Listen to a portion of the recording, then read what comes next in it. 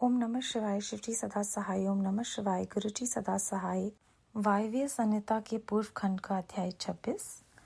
गौरी देवी का व्याघ्र को अपने साथ ले जाने के लिए ब्रह्मा जी से आज्ञा मांगना, ब्रह्मा जी का उसे दुष्कर्मी बताकर रोकना, देवी का शरणागत को त्यागने से इनकार करना, ब्रह्मा जी का देवी की महत्ता बताकर अनुमति देना और देवी का माता पिता से मिलकर मंदराचल को जाना। वायु देवता कहते हैं, कौशिकी को उत्पन्न करके उसे ब्रह्मा जी के हाथ में देने के पश्चात गौरी देवी ने प्रत्युपकार के लिए पितामह से कहा। देवी बोली, क्या आपने मेरे आश्रम में रहने वाले इस व्याघ्र को देखा है?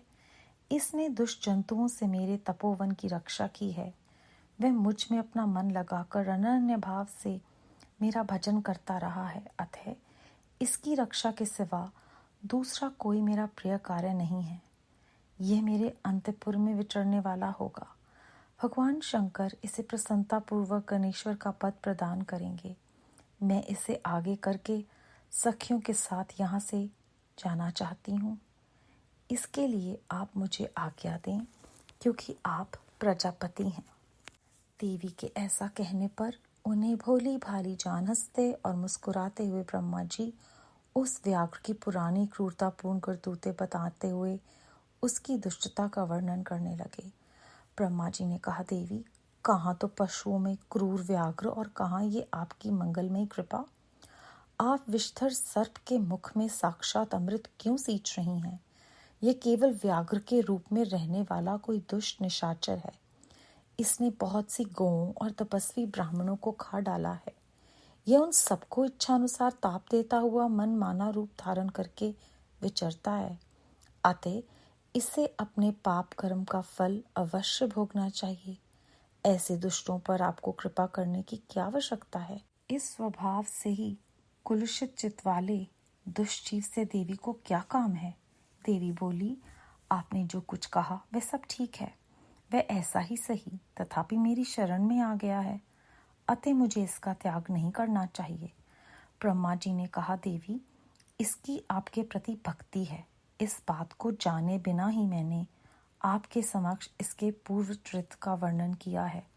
यदि इसके भीतर भक्ति है तो पहले के पापों से इसका क्या बिगड़ने वाला है, क्योंकि आपके भक्त का कभी नाश नहीं होता। जो आपकी आज्ञा का पालन नहीं करता वह पुण्य कर्मा होकर भी क्या करेगा? देवी, आप ही अजन्मा, बुद्धिमती, पुरातन शक्ति और परमेश्वरी हैं। सबके बंध और मोक्ष की व्यवस्था आपके ही अधीन है। आपके सिवा पराशक्ति कौन है? आपके बिना किसको कर्म जनित सिद्धि प्राप्त हो सकती है? आप ही असंख्य रुद्रों की विविध शक्ति हैं। शक्ति रहित कर्ता काम करने में कौन सी सफलता प्राप्त करेगा? भगवान विष्णु को, मुझको तथा अन्य देवता, दानव और राक्षसों को उन ऐश्वर्यों की प्राप्ति कराने के लिए आपकी आज्ञा ही कारण है। असंख्य ब्रह्मा, विष्णु तथा रुद्र जो आपकी आज्ञा का पालन करने वाले हैं, बीत चुके हैं और भविष्य में भी होंगे। देवेश्वरी, आपकी आराधना किए बिना हम सब श्रेष्ठ देवता भी धर्म आदि चारों पुरुषार्थों की प्राप्ति नहीं कर सकते। आपके संकल्प से ब्रह्म तत्व और स्थावर तत्व का तत्काल व्यत्यास अर्थात फेरबदल भी हो जाता है। अर्थात ब्रह्मा स्थावर वृक्ष आदि हो जाता है और स्थावर ब्रह्मा, क्योंकि पुण्य और पाप के फलों की व्यवस्था आपने ही की है। आप ही जगत के स्वामी परमात्मा शिव की अनादि, अमध्य और अनंत आदि सनातन शक्ति हैं। आप संपूर्ण लोक यात्रा का निर्वाह करने के लिए किसी अद्भुत मूर्ति में अविष्ट हो नाना प्रकार के भावों से क्रीड़ा करती हैं। भला आपको ठीक ठीक कौन जानता है? अतः ये पापचारी व्याघ्र भी आज आपकी कृपा से परम सिद्धि प्राप्त करे, इसमें कौन बाधक हो सकता है? इस प्रकार उनके परम तत्व का स्मरण कराकर ब्रह्मा जी ने जब उचित प्रार्थना की, तब गौरी देवी तपस्या से निवृत्त हुई। तदनंतर देवी की आज्ञा लेकर ब्रह्मा जी अंतर्ध्यान हो गए। फिर देवी ने अपने वियोग को न सह सकने वाले माता पिता मैना और हिमवान का दर्शन करके उन्हें प्रणाम किया तथा उन्हें नाना प्रकार से आश्वासन दिया। इसके बाद देवी ने तपस्या के प्रेमी तपोवन के वृक्षों को देखा। वे उनके सामने फूलों की वर्षा कर रहे थे।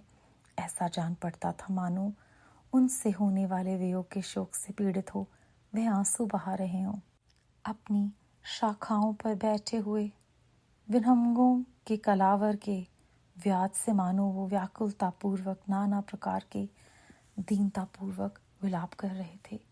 तदनंतर पति के दर्शन के लिए उतावली हो उस व्याघ्र को और उस पुत्र की भांति स्नेह से आगे करके सखियों से बातचीत करती और देह की दिव्या प्रभा से 10 दिशाओं को उद्दीप्त करती हुई गौरी देवी मंदराचल को चली गई, जहाँ संपूर्ण जगत के आधार, सृष्टा, पालक और सहारक पतिदेव महेश्वर विराजमान थे।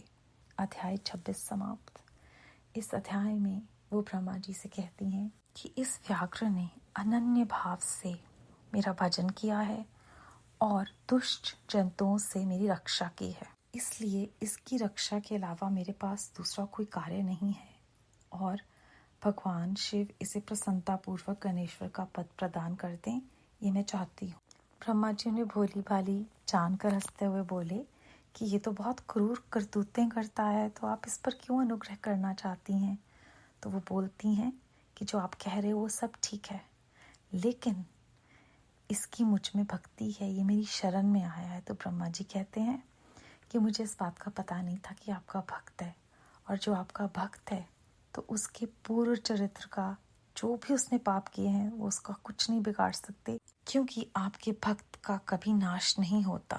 जो आपकी आज्ञा का पालन नहीं करता वो तो पुण्य कर्म करके भी कुछ नहीं पा सकता, क्योंकि आप अजन्मा, बुद्धिमती, पुरातन शक्ति और परमेश्वरी हैं। और वो कहते हैं कि आप ही मुझे और अन्य देवताओं, दानवों और राक्षसों को ऐश्वर्य प्राप्ति कराने की आज्ञा का कारण है।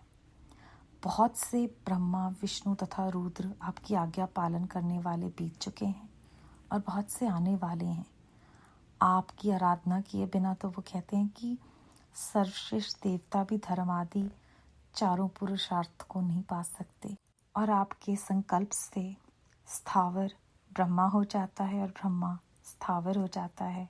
इस प्रकार ब्रह्मा जी जो हैं वो उन्हें उनके तत्व को याद करवाते हैं। इस अध्याय के आरंभ में जब वो कहती हैं कि मैं इसे अपने साथ लेकर जाना चाहती हूँ इस व्याघ्र को, तो वो उनसे आज्ञा मांगती हैं और कहती हैं कि आप प्रजापति हैं, जगत की माता ब्रह्मा जी से आज्ञा मांग रही हैं। वो उन्हें पितामह कहती हैं पिछले अध्याय में, और उनको सम्मान दे रही हैं, उनसे आज्ञा मांग रही हैं। और वो अंतर ध्यान होने से पहले देवी से आज्ञा मांगते हैं। कितना खूबसूरत है ये सारा वृतांत कि एक दूसरे का सम्मान कैसे करना है, रिश्तों की मर्यादा कैसे रखनी है, नित्य जीवन में कैसे निर्वाह करना है। हमें वो छोटी छोटी लेकिन बहुत ही महत्वपूर्ण बातें इस ग्रंथ के द्वारा गुरु जी महाराज सिखाते हैं और समझाते हैं। और जब वो जाने लगती हैं तो वहाँ जो वृक्ष हैं वो फूल बरसाते हैं, मानो कि वो रो रहे हों कि अब हम आपसे वियोग होने वाला है, अपना शोक दिखा रहे हैं।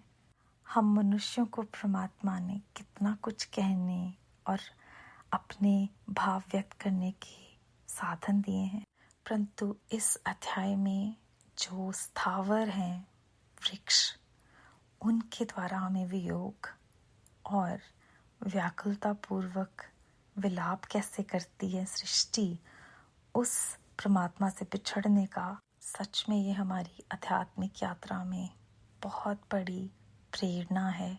और हम सबको ये प्रेरणा दी गई है इस अध्याय में कि भक्ति करें, आपके किए हुए पाप जाने अनजाने में वो सब माफ़ कर देते हैं।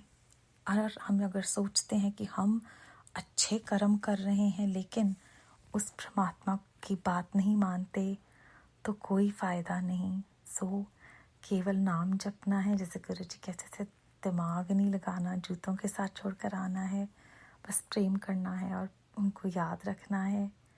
बेअंत शुक्राना गुरु जी महाराज। ओम नमः शिवाय। शिव जी सदा सहाय। ओम नमः शिवाय। गुरु जी सदा सहाय।